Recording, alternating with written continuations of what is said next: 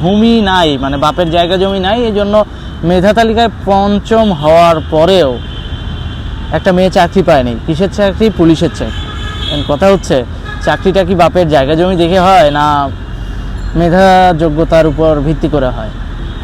ওই মেয়েটার যদি মেধা যোগ্যতা না থাকতো তাহলে তো আমার মনে হয় না ওই মেয়ে মেধা তালিকায় পঞ্চম হতো। আর বাংলাদেশে এখন যেহেতু আমাদের নদীমাতৃক দেশ, প্রতি বছরই কম বেশি নদী ভাঙছে। আমরা টেকসই বেড়িবাঁধ দেওয়ার থেকে ত্রাণ দিতে বেশি পছন্দ করি, কারণ আমাদের দেশের রাজনৈতিক আসন ধরে রাখার জন্য, রাজনৈতিক ক্ষমতা ধরে রাখার জন্য। যার বলি হয় হচ্ছে ওই নদী ভাঙার ওই মানুষগুলো। তো এই মানুষগুলো যখন নদী ভেঙে গৃহহীন হয়ে পড়ে বা কোনো কারণে পারিবারিক ঝামেলার কারণে যদি কেউ তার একমাত্র সহায় সম্বল যে জমিটুকু আছে সেগুলো বিক্রি করে দেয়, তাই কি তার স্থায়ী ঠিকানা চেঞ্জ হয়ে যাবে? তার জন্মস্থান চেঞ্জ হয়ে যাবে? তার নাগরিকত্ব চেঞ্জ হয়ে যাবে? আমার মনে হয় এই বিষয়গুলো দেখার সময় এখন এসেছে। এটা আমার মনে হয় ওই মেয়েটার সাথে অমানবিক একটা আচরণ করা হয়েছে। কী জন্য বলবো অমানবিক একটা আচরণ করা হয়েছে? কারণ এই অমানবিক আচরণ এই জন্যই বলবো, মেয়েটি তো বাংলাদেশের নাগরিক, তাই না? মেয়েটি বাংলাদেশে জন্মালো, বাংলাদেশে বড় হলো, বাংলাদেশে সব কিছু করলো, বাংলাদেশের সেবা করার জন্য সে পুলিশের চাকরি নেওয়ার জন্য সে মেধা তালিকায় পঞ্চম হলো। জাস্ট একটা কজ, সে ভূমিহীন, তার নিজের জায়গা জমি নাই বা তার বাবার কোনো জায়গা জমি নাই।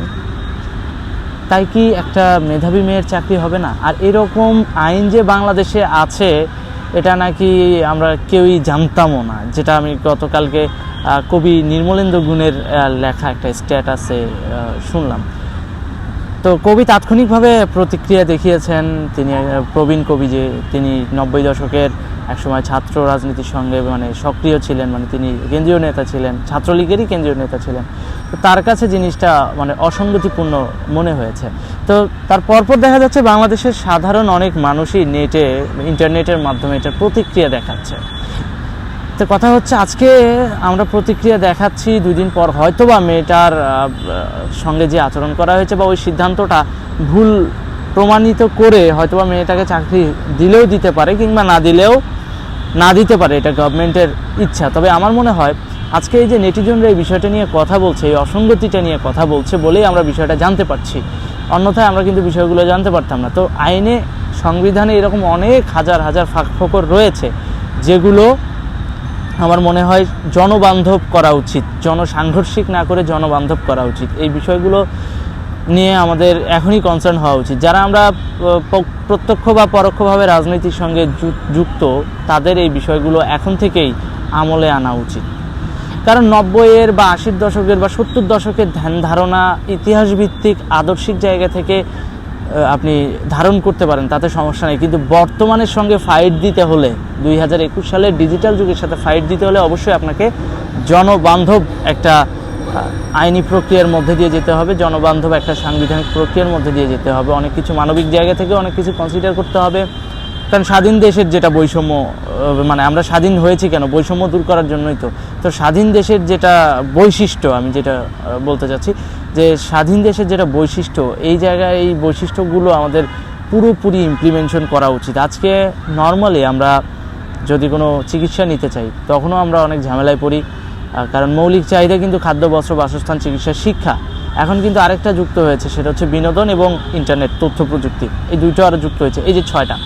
তো এই বিষয়গুলো আমলে নিয়ে কিন্তু নতুন করে আমাদের ভাবার সময় এসেছে। কারণ আমরা এই যে মুদ্রাস্ফীতি থেকে শুরু করে মানুষের দৈনন্দিন চাহিদা, এগুলো যেগুলোর মানদণ্ড লক্ষ্যমাত্রা ধরেই তো আমরা এগুলো নির্ণয় করি, পরিসংখ্যান গবেষণাগুলো হয়। তো এগুলোতে কিন্তু আমাদের যুক্ত করা উচিত এই যে এক্সট্রা আরও 2টা জিনিস, একটা হচ্ছে বিনোদন এবং তথ্য প্রযুক্তি। কারণ এখানেও মানুষের অতিরিক্ত একটা ব্যয় চলে যাচ্ছে।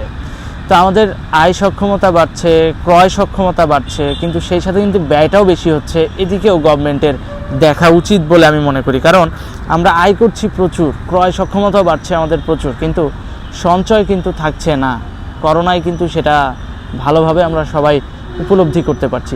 তো ওই যে শুরু করলাম হচ্ছে মেয়েটার চাকরির বিষয় নিয়ে, শেষ করলাম হচ্ছে এই যে করোনার এই যে দৃশ্যপট, এইটা নিয়ে। তো ওভারঅল এরকম 1, 2, 3 করে যদি আমরা খুঁজতে চাই, অনেক অসঙ্গতি পাবো। এই অসঙ্গতিগুলোকে নির্ণয় করে সেগুলোকে সমাধান করা উচিত বলে আমি মনে করি। আর এই জায়গা থেকে এই ভিডিওটি বানানোর উদ্দেশ্য একটাই, সেটা হচ্ছে ওই মেয়েটির জন্য যে মেধা তালিকায় পঞ্চম হওয়ার পরেও চাকরি পায়নি। আমি আমার জায়গা থেকে একজন সচেতন নাগরিক হিসেবে আমি ওই মেয়েটির চাকুরি দাবি করছি, মেয়েটিকে চাকুরি দেওয়া হোক।